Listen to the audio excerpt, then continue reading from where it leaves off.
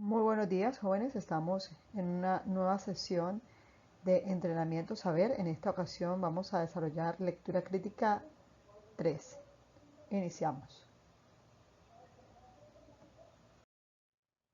Para nuestro primer ejercicio tenemos una lectura de texto continuo, el cual nos va a hablar sobre el nuevo orden mundial y sobre la imagen que actualmente tiene los Estados Unidos después de la caída de las Torres Gemelas el 11 de septiembre.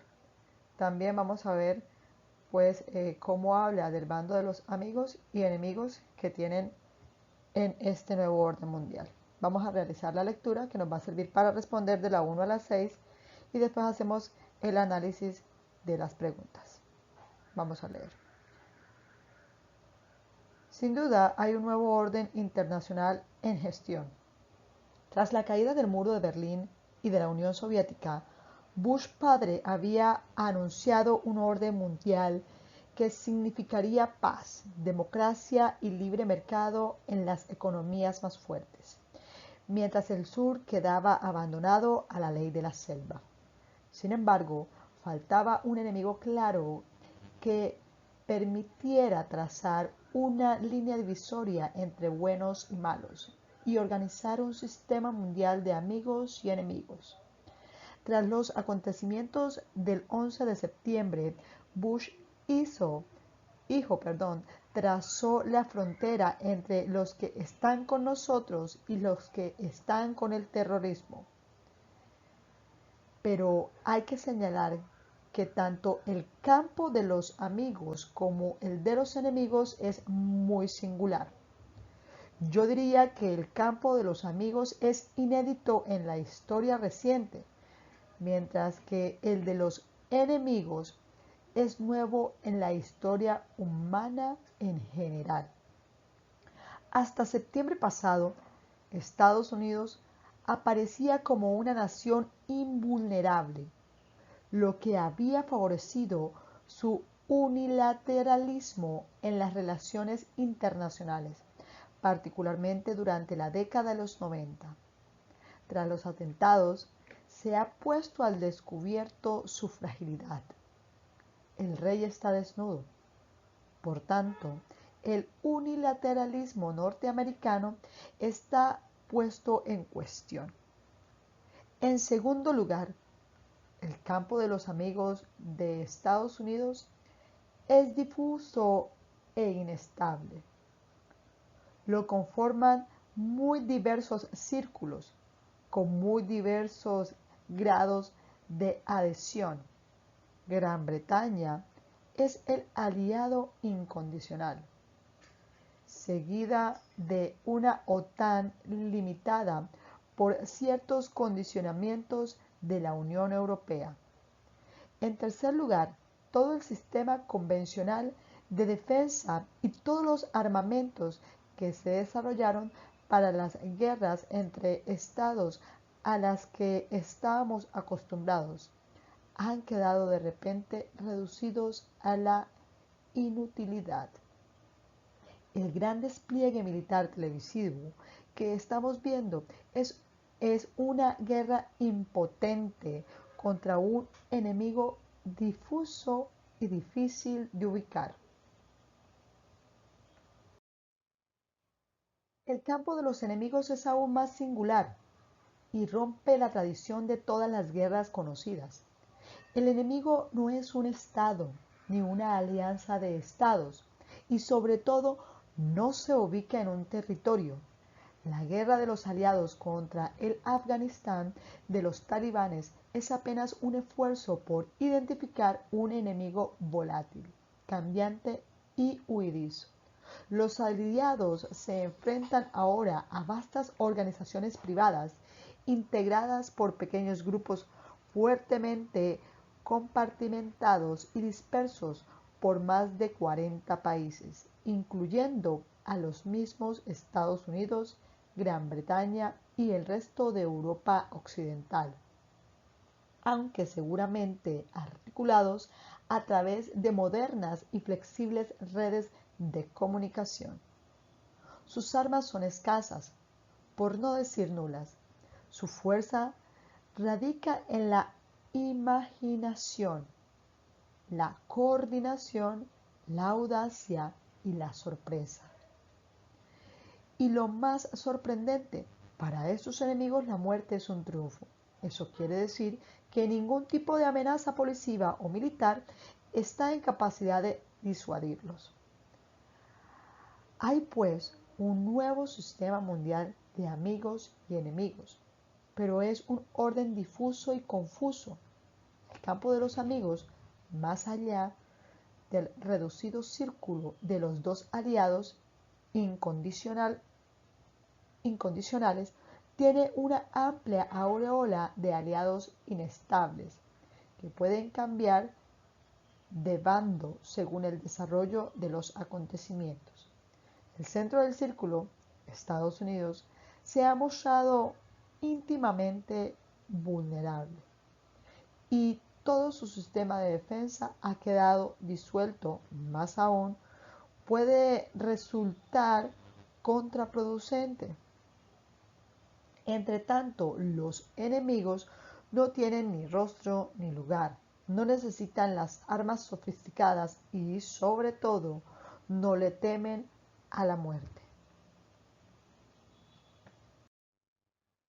Muy bien, como nos pudimos dar cuenta, el texto anterior nos está hablando acerca del nuevo orden mundial, cómo está la situación a partir de la caída de las Torres Gemelas y del ataque terrorista para con esta nación. Listo, entonces vamos ahora a analizar nuestra primera pregunta a partir de esta lectura. Antes de leerla, recordemos que una de las maneras para llegar a la respuesta correcta es mediante hacer el descarte de aquellas que me parece que no son tan generales, que no son tan amplias, puesto que en muchas ocasiones va a haber opciones de respuesta que tienen que ver mucho o están muy relacionadas con la lectura o con la información que me están dando. Entonces, en este caso, yo tengo que buscar cuál es la que más acoge y la más amplia de ellas. Miremos nuestra primera pregunta. ¿Por qué tilda el autor de difuso y confuso al nuevo orden mundial? A. Porque no existe una estabilidad de bandos. Las alianzas están condicionadas y no se presenta de manera contundente. B. Después de la caída de las Torres Gemelas, los bandos de los buenos y los malos están concretamente definidos. C. El enemigo de los Estados Unidos está difuso y difícil de encontrar. Este no se ubica en un territorio, están esparcidos en muchos países. D. Los aliados cambian de bando de acuerdo a las circunstancias y beneficios económicos. Muy bien. Tenemos que darnos cuenta que las palabras claves son difuso y confuso. ¿Ok? Tenemos entonces como posibles respuestas la A y la C. Miremos por qué. En la A están hablándome de que no existe una estabilidad de bandos. Al no haber eso, pues tiende a ser confuso y difuso. Las alianzas están condicionadas y no se presentan de manera contundente. Vuelve a ser lo mismo. Con esta palabra que no es de manera contundente, son difusas y confusas. Miremos ahora la C. El enemigo de los Estados Unidos está difuso y difícil de encontrar. Palabras muy parecidas a las que tenemos en la pregunta. Este no se ubica en un territorio. Están esparcidos entre muchos países. Muy bien. Muy bien. La respuesta correcta aquí es la A. ¿Por qué es más contundente que la C? Puesto que en la A está hablándome de los dos bandos, ¿ok? Mientras que la C solamente está hablándome de los enemigos. Por tanto, es mucho más amplia la A. Respuesta correcta, A.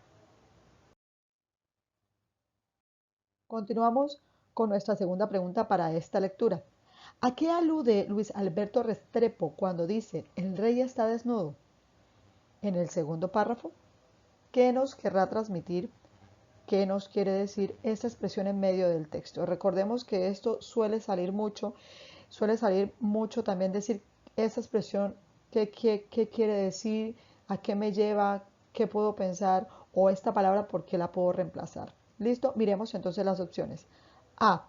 A la fragilidad que demostró Estados Unidos después de los atentados para contrarrestar, ojo, al enemigo. B. Después del atentado cambió la percepción que tenía el mundo sobre Estados Unidos como un país inmutable. Ojo con la palabra inmutable. C. A la respuesta que tuvo Estados Unidos contra los autores del atentado presentado el 11 de septiembre. Y D. A la crisis económica que se presentó en este país después del atentado. Cuando decimos el rey está desnudo, o si hablamos y analizamos la palabra desnudo, quiere decir que estoy descubierto y quedo simplemente abierto y a la luz de todo.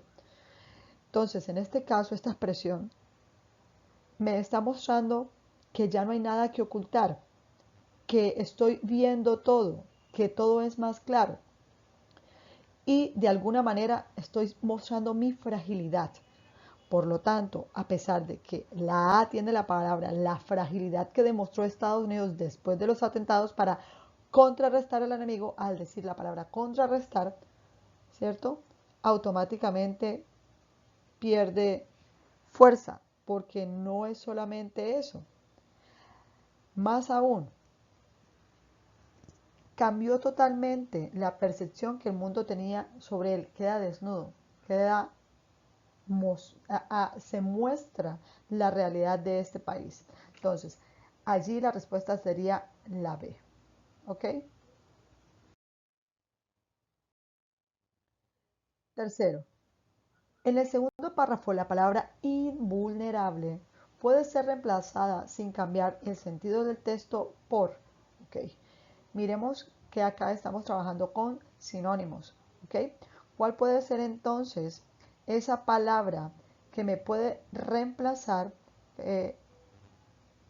a invulnerable sin que me altere absolutamente nada?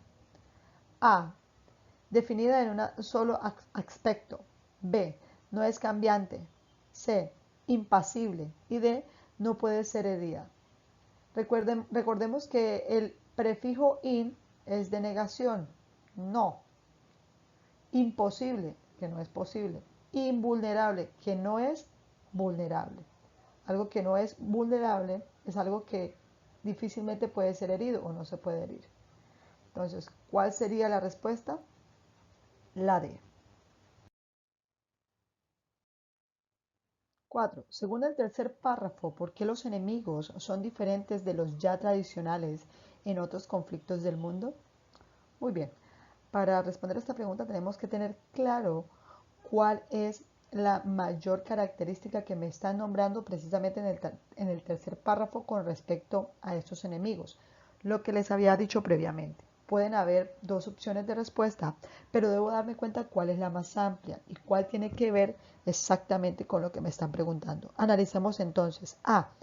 Las armas que usan son diferentes, son más sofisticadas y elaboradas. Totalmente falso, ya que el mismo texto dice que sus armas son escasas, por no decir que nulas, y que ellos están continuamente utilizando lo que es la imaginación y la coordinación. B. Sus armas son escasas, por no decir que nulas. Opción de respuesta. C. No tienen un nombre de estado, son impalpables y esquivos. También es una opción fuerte, ya que de eso nos habla bastante el tercer párrafo al decir que no hay un sitio donde se puedan ubicar.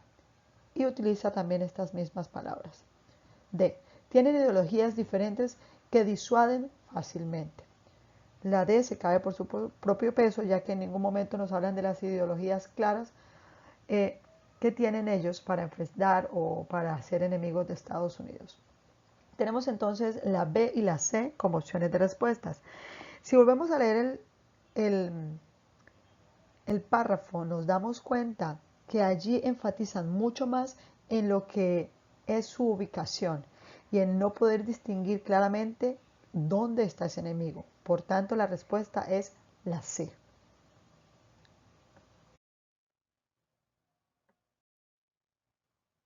Quinta, ¿cuál de los siguientes enunciados apoya la idea de que el campo de los amigos es inédito en la historia, inédito que nunca se ha dado en la historia reciente, mientras que el de los enemigos es nuevo en la historia humana en general? ¿Cuál de estas es más completa? Y es entonces la que nos presenta la respuesta correcta. A. El grupo de aliados y no aliados ya se habían presentado en la Segunda Guerra Mundial. Ojo, aquí me están diciendo que es inédito. Automáticamente, al decirme que ya se presentaron, no sería la respuesta, porque me están hablando de algo que no se ha dado. B. Los bandos de esta guerra son completamente nuevos.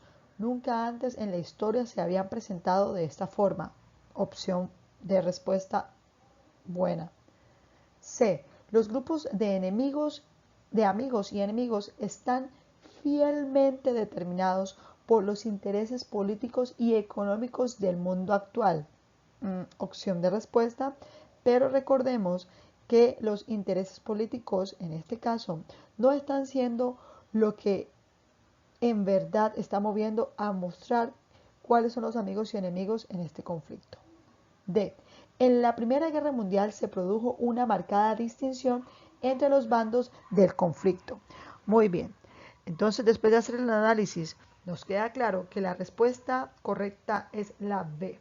Al utilizar la palabra nunca antes, estoy hablando de algo inédito y que definitivamente es nuevo. Muy bien, empezamos ahora con nuestro segundo ejercicio para el día de hoy de lectura crítica, que va a servirnos como base para responder las preguntas de las 6 a la 9. Es nuevamente un texto continuo, pero de carácter narrativo. Iniciamos la lectura para hacer luego el análisis de este texto. Se trataba de un muchacho corriente. En los pantalones se le formaban rodilleras.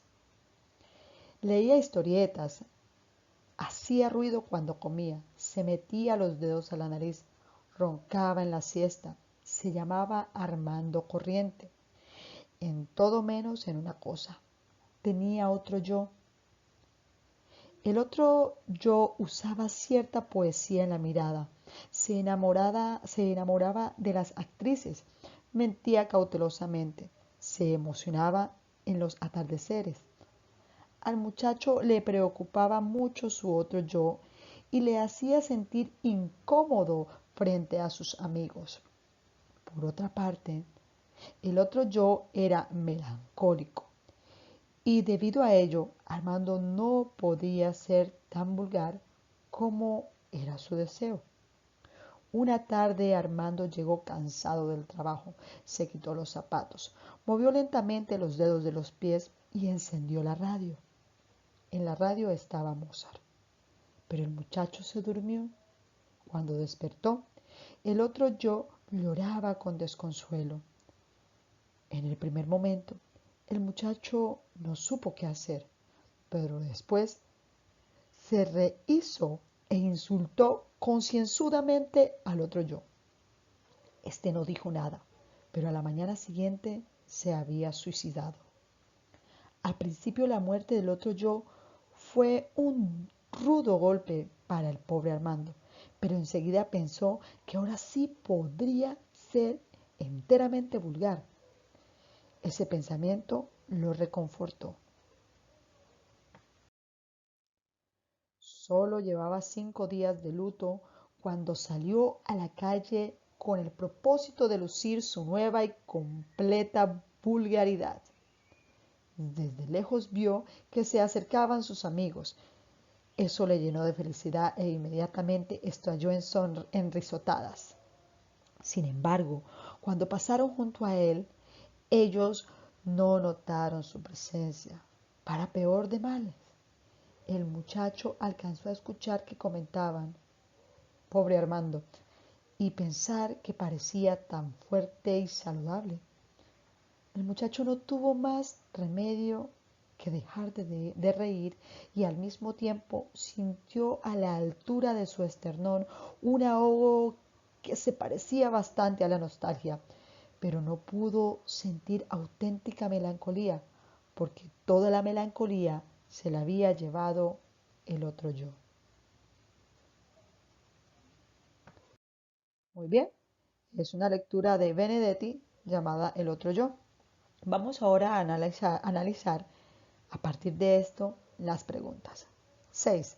En el texto, con el enunciado pobre Armando y pensar que parecía tan fuerte y saludable, se puede concluir que, ok, recordemos entonces aquí que al decir concluir que es algo más inferencial. ¿Qué infieres, qué deduces a partir de esto que se está expresando? A. Armando lucía triste y desganado. B. La muerte del otro yo es también la muerte de Armando. C. Armando padecía una fuerte enfermedad. Y D. Armando extrañaba su otro yo. Muy bien. También nos damos cuenta que este es un comentario que hacen personas que pasan a su lado y que lógicamente no perciben su presencia. Luego entonces, la respuesta correcta sería la B. La muerte del otro yo es también la muerte de Armando.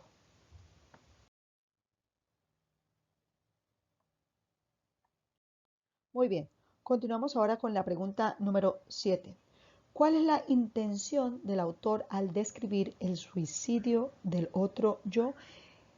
¿Qué pretende el autor al momento de relatar este suceso? ¿Qué intención lleva? Aquí tenemos al inicio verbos que nos ayudarían a saber cuál es la intención. Debemos tener claridad en los verbos que se utilizan para poder saber cuál sería la respuesta correcta. A. Describir cómo Armando desahoga su ira contra sí mismo. B. Narrar la forma como el otro yo se suicida. C. Explicar cómo el otro yo se desprende de Armando. Y D. Relatar cómo se logró la armonía entre los contrarios. Ok, yéndonos hacia el descarte, la primera que vamos a descartar lógicamente es la D. Miremos entonces cuál de estas es más amplia, puesto que todas pueden ser opciones. Pero entonces, ¿cuál es más amplia? ¿Cuál me acoge a las otras? Si analizamos esto, nos damos cuenta que no solamente está explicando la C, cómo el otro yo se desprende de Armando. Esto, ¿cierto? No es solo lo que sucede. Miremos ahora la A. Describir cómo Armando desahoga su ira contra sí mismo. Al desahogar esa ira, me estoy desprendiendo de Armando. Por lo tanto, la A contiene a la C. Y miremos la B. Narrar la forma como el otro yo se suicida. ¿Okay? ¿Cuál de las dos sería más amplia entre la A y la B? ¿Y cuál puede contraerme a la otra? Efectivamente es la A, porque no solamente estoy describiendo cómo Armando desahoga su ira contra sí mismo, sino también cómo se suicida, porque recordemos que es la misma persona. Respuesta correcta, la A. 8. En el texto anterior predomina A. La representación de una dualidad de fuerzas contrarias como una lucha de dos personalidades irreconocibles. No se reconocen la una a la otra. No se aceptan como diferentes. ¿Ok? B. B. La descripción de la vida de un joven común llamado Armando Corriente. C. La narración de hechos de la vida cotidiana de Armando. Y D. La representación de una enfermedad mental que producen dos personalidades. Muy bien. Sabemos que la B y la C son las que quedarían muy sosas, muy vagas, muy como que le falta algo, porque no simplemente está describiendo la vida de un joven cualquiera. Este niño, Armando Corriente, no es tan corriente como parece, por lo tanto no podría ser ni la B ni la C, porque no es la vida cotidiana de él, no es tan cotidiana esa vida. Tener dos personalidades no es algo cotidiano. Nos queda entonces la A y la D. Miremos entonces cuál es más amplia. La representación de una dualidad de fuerzas contrarias, como una lucha de dos personalidades irreconocibles. El uno no alcanza a entender que hace parte del otro, ¿cierto? En ningún momento nos están hablando que sea una enfermedad, aunque uno deduce que quizás por eso le pasa a Armando eso, en ningún momento lo hablan. No lo hacen saber tampoco. Puede ser un diálogo de él mismo, como muchas veces uno dice, pero es que hay una parte de mí que no me agrada. ¿Ok? Entonces, en ese orden de ideas, la respuesta correcta sería la A, no la D. Muy bien, pregunta número 9. En la frase insultó concienzudamente al otro yo, la palabra subrayada se puede reemplazar por. Este tipo de pregunta ya había salido y es bastante recurrente. Recordemos que para que nos vaya bien, no solamente en la pregunta, sino para que tengamos un mayor léxico y una riqueza en mi vocabulario, necesito conocer bastantes sinónimos. ¿Ok? Vamos a analizar. A, exactamente. B, mínimamente. C, con rigor. Y D, irreflexivamente. Irreflexivamente es que no reflexiono, que no hago una reflexión a partir de lo que digo, sin pensarlo. Totalmente contrario a concienzudamente. Si vamos al diccionario y buscamos la palabra concienzudamente, va a aparecer la palabra con exigencia. ¿Ok? Eso quiere decir que la respuesta correcta sería la C, con rigor. Insultó con rigor al otro yo. ¿Ok? Muy bien, respuesta correcta, la C. Muy bien, continuamos ahora con nuestro tercer ejercicio para el día de hoy en entrenamiento saber, lectura crítica, sección 3. Esta lectura nos va a servir de base para responder las preguntas de la 10 a la 13. Un texto de Friedrich Nietzsche del año 1985 que habla de dos palabras que en algún punto se unen para describir una misma cosa o un mismo sentimiento. Bastante polémico, pero bastante acertado. Y él nos muestra también sus argumentos para hablar de esta manera acerca del amor y la codicia. Miremos entonces. Codicia y amor. ¿Cuán diferentes sentimientos despierta en nosotros cada una de estas palabras?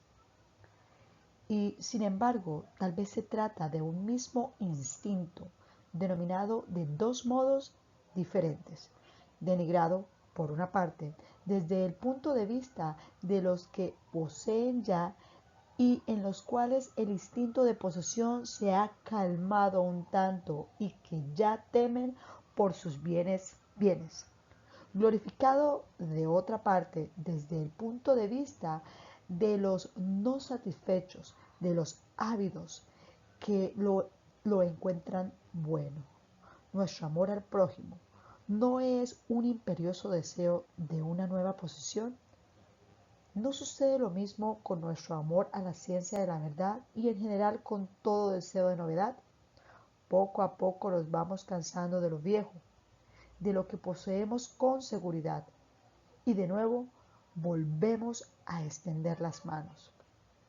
El más hermoso sitio, si llevamos 3 meses de residencia en él, no puede estar seguro de nuestra afición. Algún lugar lejano excitará nuestros deseos.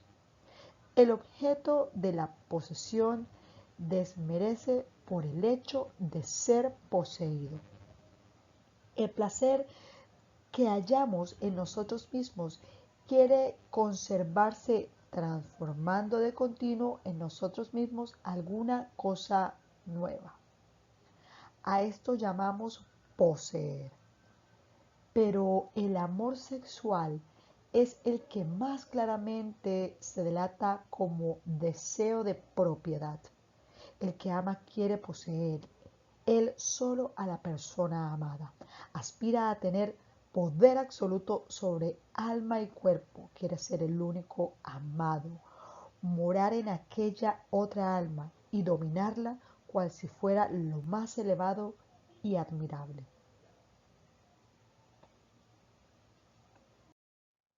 Muy bien. A partir de esta lectura, ahora vamos a analizar las preguntas. 10. ¿Cuál es la definición que Nietzsche plantea sobre el amor en el texto? Ojo, según el texto, no lo que tú piensas o creas a partir de lo que es el amor. Recordemos que aquí tenemos que basarnos en lo que está diciendo la lectura. Miremos entonces.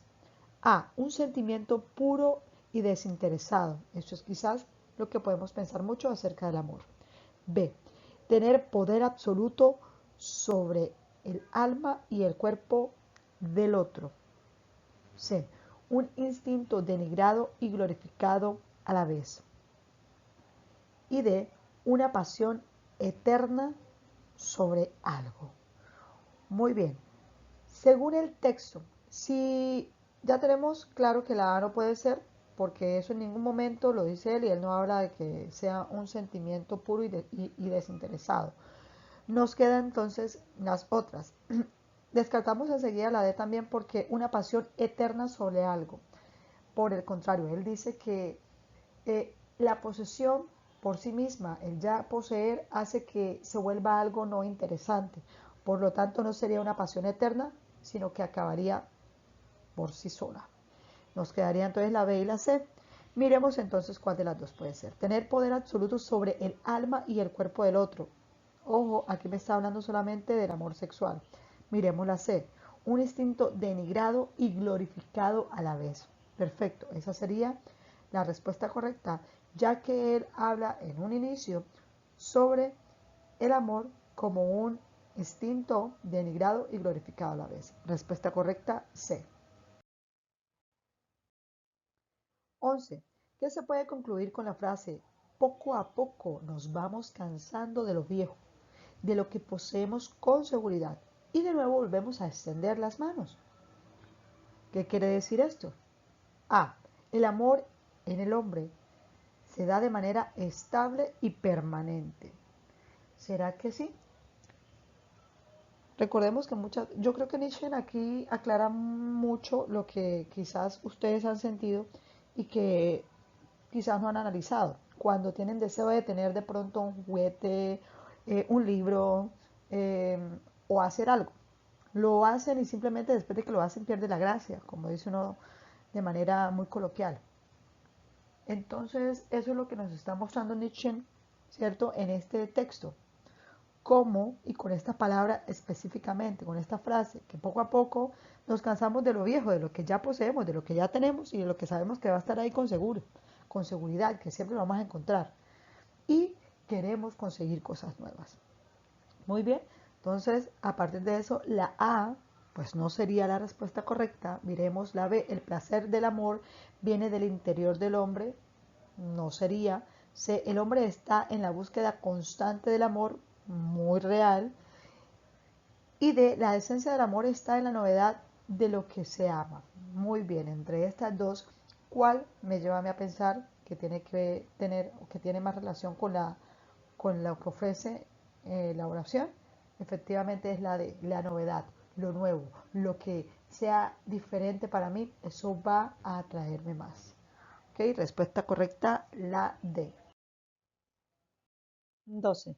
De acuerdo con el texto, ¿qué se puede concluir sobre el amor al prójimo? Ojo, es con respecto al texto nuevamente, no con respecto a lo que yo creo o las ideas que tengo sobre el amor al prójimo y el amor en general. A. Posee la misma naturaleza del amor a la ciencia y a la verdad. B. No existe, solo es una prolongación del amor propio. C. Derigramos de él en la medida en que lo poseemos. No es un amor correspondido. Muy bien. El texto es literal aquí. La respuesta es la A. ¿Por qué no puede ser la B? Quizás muchos de ustedes están pensando que podría ser la B, pero no es, porque en ningún lado, y los invito a que vuelvan a leer el texto, dice algo de amor propio. Todo lo contrario, habla de la posesión. ¿Ok? Quizás el más cercano, la más cercana después de la sería la C. Denigramos de él en la medida en la que lo poseemos. ¿Ok? Pero aquí nos está hablando de la que tiene la misma naturaleza, ¿cierto? De la ciencia y la verdad, y está siendo más exacto. Por lo tanto, sería la A. 13. El último párrafo. Muy bien, en esta pregunta quieren saber de qué manera interpretaste tú ese último párrafo en el cual están hablando del amor sexual, pero de qué manera o por qué tocan ese amor sexual, por qué hablan de este. Miremos entonces. A. Representa la relación entre amor y posesión. B. Define amor sexual. C. Demuestra lo voluble que es el amor. Y D. Provee un ejemplo sobre el amor verdadero. Creo que tenemos claro cuáles son las que definitivamente no pueden ser respuesta y serían la D, porque en ningún momento me está hablando de él en ninguna parte del texto del amor verdadero, sino todo lo contrario, me está hablando de que definitivamente el amor de alguna manera es lo mismo que poseer. Y esa codicia, cuando dice codicia y amor, es porque simplemente cada día quiero más.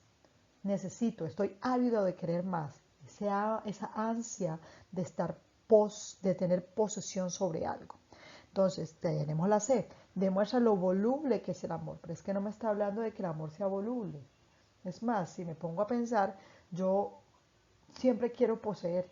Eso hace pensar y me hace ver que si siempre quiero, pues el amor por poseer algo nunca va a terminar. Me quedaría la A y la B. Entonces, es verdad que allí habla sobre el amor sexual o toca este punto, pero no para definirlo, no para decir qué es, sino para mostrar el ejemplo de cómo ese amor sexual también me muestra a mí el poseer a través de querer tener a una persona a cada momento, a cada segundo, de poseer no solamente al ser, sino poseer sus pensamientos, al querer estar siempre yo allí metida en la cabeza de esa persona. Entonces, la respuesta correcta aquí sería la A. Muy bien, ahora tenemos en nuestro cuarto ejercicio un texto discontinuo. Recordemos que los textos discontinuos son aquellos que muchas veces presentan también gráficas, como en este caso, ¿cierto? Y que yo los puedo leer, puedo empezar desde la parte de abajo, pasar la mitad, la parte de arriba, y no va a perder, ¿cierto? El sentido de lo que me está transmitiendo la lectura de este. ¿Por qué sucede eso? Porque cada una de las partes, ¿cierto?, que conforma este texto discontinuo, me va a presentar una idea clara sobre algo. ¿Ok? Entonces, tiene la facilidad de ser entendido sin importar la forma como lo lea. De allí viene que sea un texto discontinuo. Muy bien. Aquí tenemos entonces una gráfica que nos va a permitir responder de la pregunta 14 a la 17 y nos está hablando sobre las enfermedades, ¿cierto? eh, que no son enfermedades de transmisión, pero que son enfermedades que prácticamente son una bomba de tiempo en nuestra nación. ¿Ok? Muy bien. Entonces, en el primer recuadro miramos que nos están hablando de que 2 de cada 10 colombianos son obesos. ¿Ok? En la que sigue en la parte de abajo dice que el 12% de la población fuma. Luego encontramos en la parte derecha que 3 de 10 colombianos no tienen el peso ideal. La parte de abajo dice que el 16% de los niños entre los 13 y 18 años hacen el mínimo de actividad física. Y la última parte aquí dice que el 46% de adultos entre los 18 y 64 años hacen el mínimo de actividad física, o sea que simplemente hacen actividad física que puede ser de pronto caminar, de pronto trotar, y lo hacen porque simplemente de alguna manera les toca. ¿Listo? Entonces, miremos acá al final, donde dice que solo 2 de cada 10 colombianos consume la medida ideal de frutas y verduras. Y tenemos enfrente que abunda la dieta alta en carbohidratos que no contienen frutas ni verduras. Eso quiere decir que no nos estamos alimentando de forma correcta. Y también están hablando de lo que es eh, el porcentaje de fumadores o de la población fumadora en el país. Recordemos que estos datos son del 2014. Pregunta 14. Dada la información, se podría decir que una solución para muchos de los problemas de salud planteados sería, ¿cuál sería una de las soluciones para varios de estos problemas? A. Mantener buenos hábitos alimenticios. B. No fumar desde temprana edad. C. Usar protección en el momento de las relaciones sexuales. D. Mantener un ambiente libre de bacterias y virus. Muy bien, de estas creo que la primera que tú descartarías y que todos descartaríamos sería la C, puesto que en ningún momento me están hablando de las relaciones sexuales, ¿cierto? Entonces, miremos a ver cuál de estas sería más amplia y definitivamente recae sobre las otras. La A. 15. A partir de la información presentada se puede afirmar que el autor de la infografía tiene como propósito. ¿Cuál es el propósito? ¿Cuál es la intención que tiene el autor en esta infografía? A. Sensibilizar al lector sobre los riesgos de muerte a causa del sedentarismo. Recuerden que el sedentarismo es estar sin hacer ejercicio, estar siempre en el mismo lado, ¿cierto? Y no realizar pues un mayor esfuerzo físico. B. Promover el consumo de comida vegetariana. Promover el consumo de comida vegetariana. C. Disminuir la venta de cigarrillos. Y D. Dar información sobre las principales causas de enfermedades en los colombianos. Muy bien, yo creo que de todos los textos que les pueden salir en la prueba, las infografías, cuando no tienen, pues, porcentajes, escalas de porcentajes o no tienen gráficas, son bastante fáciles de interpretar. Aquí la respuesta, lógicamente, sería la D. El fin de él es dar información sobre las principales causas de enfermedades en los colombianos, porque no solamente me está hablando del sedentarismo, por esa causa no sería la A, ya que también me está hablando de los problemas de fumadores en el país o porcentajes de fumadores en el país. Pregunta 16. En la infografía se puede determinar A. Las edades de los fumadores en Colombia. ¿Nos están diciendo las edades de ellos? No, descartada. B. Los ejercicios físicos que realizan los colombianos. En ningún momento me hablan de qué tipo de ejercicio se realiza. Descartada. C. Las regiones con mayor tasa de sedentarismo. En ningún momento me están hablando de los sitios en los cuales o departamentos en los cuales la gente no realiza ejercicio. Y D. Las frutas y vegetales son desplazados por mayor consumo de carbohidratos. Efectivamente, esa es la respuesta. En la parte baja me están hablando de cómo las personas dejan de comer verduras para comer más carbohidratos. Pregunta 17. De acuerdo con el contenido de la información presentada, ¿a cuál de los siguientes contextos se adecuaría mejor la infografía? ¿Cuál sería el mejor contexto para esta? A. Una campaña de nutrición en las escuelas del país. Buena opción. B. Una protesta agrícola por las bajas ventas de frutos y vegetales. Automáticamente descartada porque no me serviría para una protesta. C. Una campaña de salud hecha por el ministerio. Muy buena opción. Y D. Un estudio médico sobre las principales enfermedades de Colombia. Para que sea la D, la infografía le falta mucha información para que sea una base de un estudio médico. Entonces nos quedamos con la B y la C. ¿Cuál de estas dos sería? Perdón, con la A y la C. ¿Cuál de estas dos sería? Muy bien. Si escojo la C, automáticamente, si es para el Ministerio de Salud, la puedo utilizar también al interior de las campañas de una escuela. Entonces, la respuesta más amplia es la C.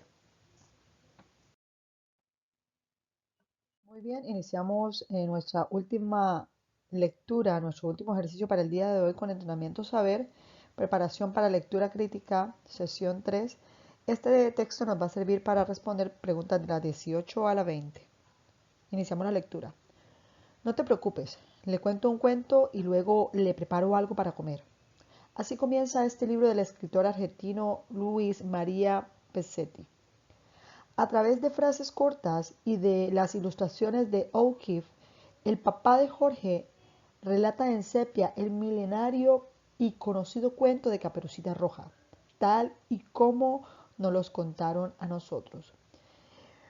Mientras el niño reinterpreta la historia de vivos colores, ampliando y sustituyendo elementos a partir de la versión del padre. Jorge hace lo que los hermanos Grimm, quienes tomaron la versión popular de Caperucita Roja, reelaborada por Charles Perrault en el siglo XVII, y reinterpretaron el cuento añadiendo aquel final feliz del cazador que le abre la panza al lobo y saca a Caperucita y a su abuela vivas. Jorge imagina a Caperucita de cara roja, cuya capa otorga una alusión al pecado y a la vanidad. Le sirve ahora para volar y encontrarse con el lobo, ya no en el peligroso bosque, sino en los aires. Asimismo, el cazador tiene la cara de su padre e irrumpe en la casa de la abuelita en una nave espacial vestido como un superhéroe para llevar a cabo el rescate. Este libro álbum propone una nueva mirada, una versión más, si se quiere decir, de entre muchas que existieron a partir de 1790, que nos muestra las diferentes representaciones de los cuentos que tanto el que relata como el que escucha construye en su mente, de acuerdo con su propia experiencia. Muy bien, vamos ahora a continuar la lectura. La interpretación del tradicional Corolín Colorado de este cuento se ha acabado. Es para Jorge el momento en el cual su padre, cazador, firma autógrafos a un grupo de niños admiradores. Y sin más, a la voz de "Vamos a la cocina, que te preparo un sándwich bien rico", el niño se imagina un suculento emparedado de lopoperos bien grande. Muy bien, terminada la lectura, vamos a hacer el análisis de las preguntas. Pregunta número 18.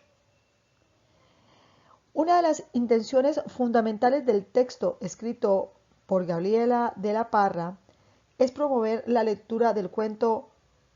¿Por qué? A. Explica su origen y caracteriza a los personajes. B. Describe su contenido y sus cualidades literarias. C. Muestra las diferentes acciones de la narración. Y D. Informa sobre los temas de la literatura infantil. Muy bien. La intención fundamental del escrito de Gabriela Parra es promover la lectura del cuento. ¿Por qué? Porque a través de él describe un contenido o describe su contenido y sus cualidades literarias. Al hacer esto, llama la atención de los lectores y va encaminado a cautivar el gusto por la lectura. Respuesta correcta, B. Muy bien, continuamos con la pregunta 19. Este texto es una reseña, ¿por qué? Muy bien. A. Resume los principales temas y hechos presentados en cada capítulo del cuento. Automáticamente la A, aunque sé que ustedes quizás pensaron que podía ser la respuesta, no lo es, puesto que un resumen no puedo confundirlo con una reseña. Una reseña es mucho más rápida, más concreta y en algunos momentos puede ser una reseña de pronto crítica, ¿ok? Pero un resumen es mucho más amplio y si hablamos de capítulo a capítulo ya no sería una reseña, sería un resumen y aquí no me están diciendo qué pasó en cada uno de los capítulos. Entonces automáticamente no sería la respuesta. Miremos la B. Señala con detalle las correcciones y las ampliaciones hechas al cuento en sus diversas versiones. Efectivamente, en esta reseña habla de algunas ampliaciones y de algunos cambios que se le han hecho a lo largo de la historia del cuento, pero no de todas. Entonces, allí perdería peso. Además, no me está mostrando el argumento, no me está mostrando de qué trata. ¿Listo? Miremos la C. Sintetiza el argumento del cuento y hace una valoración de sus características literarias. Esta es más amplia. Esta es la que me está hablando a mí de qué habla el cuento y a su vez me está diciendo por qué sería una buena opción para su lectura. De alguna manera me está diciendo que es interesante y me muestra sus rasgos literarios. D. Describe ampliamente las acciones de los personajes y sus características. Ojo, esta no me haría entonces una reseña, puesto que solamente se estaría basando en los personajes. Por lo tanto, la respuesta correcta sería la C. Muy bien, la expresión otrora, una alusión al pecado y a la vanidad, propone. La expresión otrora es similar a decir en otro tiempo, en un pasado, anteriormente. Es una palabra que me habla de algo pasado, ¿ok? La palabra otrora. Miremos entonces. A. Un recuento de los rasgos literarios interpretados por los autores. No tiene nada que ver. B. Una evocación a lo que representaba originalmente la capa roja en la narración. Muy buena opción. Miremos la C. Las características representativas de otros personajes de la literatura infantil. No habla de esto. Y de una analogía de las características principales de Caperucita y de la capa roja. Muy bien. Tenemos como opciones fuertes la B y la D. Pero si yo cambio de pronto la expresión que en otro momento era una alusión al pecado y a la vanidad, automáticamente me doy cuenta de que alusión y evocación son palabras similares. ¿Ok? Y efectivamente es una evocación a lo que representaba antes la capa, que ahora ya no le sirve para eso o no representa eso, sino que representa y le sirve para volar y desplazarse. Entonces, en esa similitud de palabras de evocación y alusión, la respuesta sería la B. Muy bien. Muy bien, entonces les damos las gracias por su atención prestada para esta sesión. Espero que haya sido bastante clara y haya cumplido sus expectativas. Muchísimas gracias. Nos vemos en una próxima ocasión.